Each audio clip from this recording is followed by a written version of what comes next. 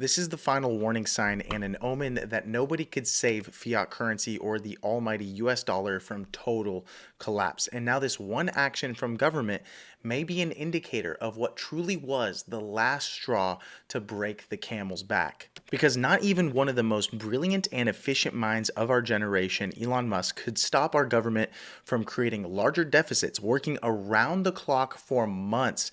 Elon and his team of young brainiacs were able to save the US taxpayers hundreds of billions of dollars. That is until May 28th of this year when he resigned from Doge. His main concern being that Doge would be taken seriously and achieve savings. However, the Trump administration restricted him down to what he believed was nonsense like USAID. Then Congress refused to vote to even stop that kind of spending. And during Elon's tenure with Doge, they managed to save the American taxpayer a reported $214 billion in wasteful spending, most of which happened between the months of January to August. Since then, things have really been scaled back on the Doge front, and the government has added a whopping $2.1 trillion to the deficit, or about $207 billion per month, which is setting the USA on a fast track for currency collapse. In other words, Doge never made a difference, which is why I believe Elon realized governments and efficiency will never belong in the same sentence. That's why he was fighting a losing war and so decided to call it early and retreat. Then in another blow, just the other day, it was announced that Doge, the Department of Government Efficiency, would shut down completely while the deficit continues to spiral out of control at accelerating speeds. Now, we recently did see Doge respond to this announcement from Reuters saying that it is fake and that Doge is still working and eliminating wasteful contracts and spending to the tune of $335 million last week. But even if you were to add that up, it's actually quite laughable because it's a drop in the bucket relative to the $206 billion they're adding every single freaking month. Which means Doge runs like government, highly inefficient.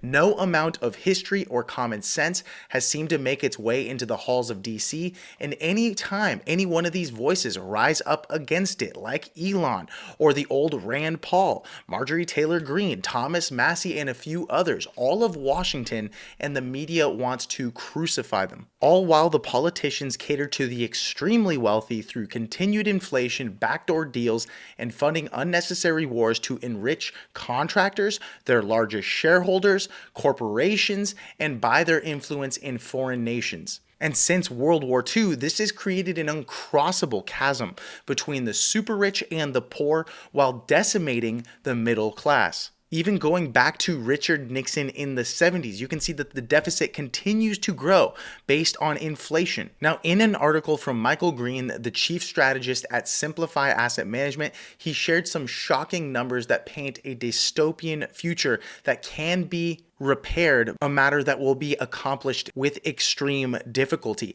And in it, he states that everything changed between 1963 and 2024 based on what our government defines as the poverty line for a family of 4 or less, which determines whether they receive government benefits, free money from other taxpayers. Now, this is important because it either incentivizes people to remain in poverty for fear of losing benefits or de-incentivizes anyone to work harder beyond $40K per year because those people may lose their subsidies and benefits. And why would anyone want to get an education or work harder to earn less and work more?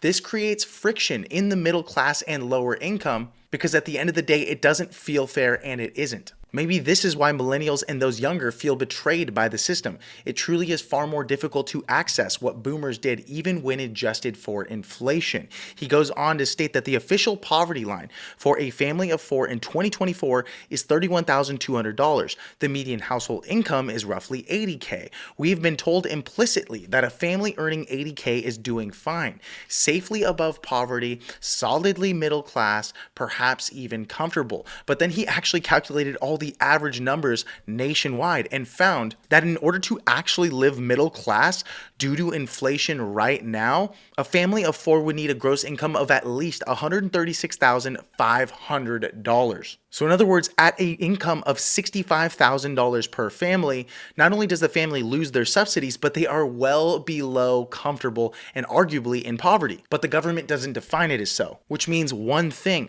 140K is no longer rich, it's not even middle class, it's literally the survival line, which speaks volumes about just how bad our current inflationary monetary policy is. Now, this is no new phenomenon. This happened under the Obama administration, it happened under the Biden administration, and now it is continuing under the Trump administration. Same story, different tune.